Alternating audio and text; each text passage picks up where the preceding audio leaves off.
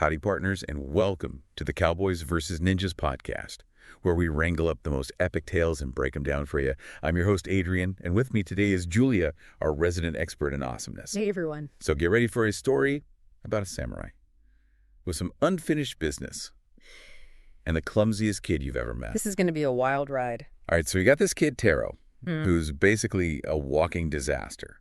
One minute he's dusting ancient temple heirlooms. The next minute, bam, he sends a gong crashing, accidentally wakes up a centuries-old samurai ghost named Ichiro. Whoa! What do you think was going through Taro's mind in that moment?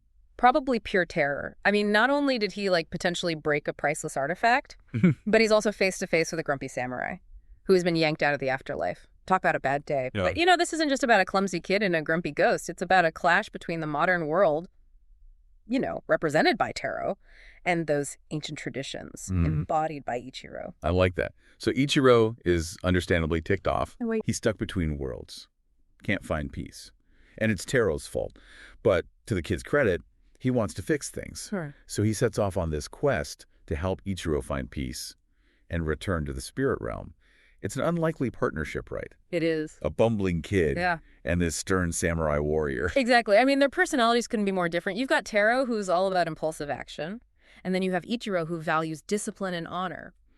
But this clash isn't just for laughs. It sets up a really interesting dynamic. Think about it. Taro's clumsiness becomes a symbol of his inexperience, his unfamiliarity with the samurai code. It's almost as if he's constantly tripping over the weight of tradition. That's a great point. And that's where Ichiro's frustration comes in. He's trying to impart centuries of samurai wisdom on this kid who can barely walk a straight line. Yeah. Their journey to find Ichiro's grave is full of these hilarious mishaps. Yeah. But it's also a journey of growth, wouldn't you say? Absolutely. It's about Taro learning to respect tradition, even if he doesn't fully understand it. And for Ichiro, it's about learning to adapt his teaching methods to this very unconventional student. But there's also a ticking clock, right? The closer they get to finding the grave, the closer they get to saying goodbye. Which adds this whole other layer of emotional complexity. Carol wants to help Ichiro, but he's also starting to form a bond with this grumpy ghost. It's a classic dilemma, right? Yeah. Fulfilling a promise versus Okay. holding on to something precious. And it all comes to a head at this spooky temple in the middle of a raging storm. Talk about atmosphere. You've got the dark and stormy night, the ancient temple, the anticipation of finding Ichiro's tomb, and then boom, it's empty. Empty.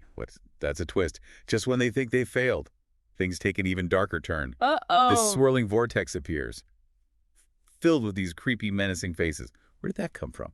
That vortex is a portal to the spirit world, and it's a direct result of Ichiro's unfinished business. Remember that scroll Taro found?